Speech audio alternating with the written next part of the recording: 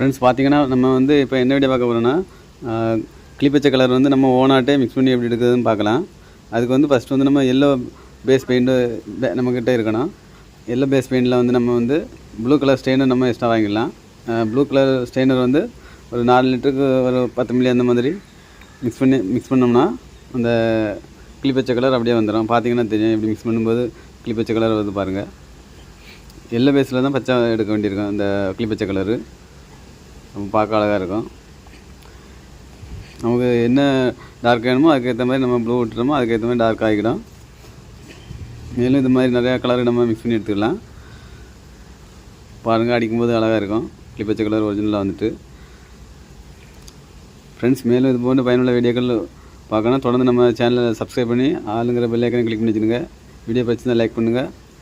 எதுவும் கமெண்ட் இருந்தால் கமெண்ட் பண்ணுங்கள். கையை கொண்டு அந்த பெல்லில் தட்டிடுங்க.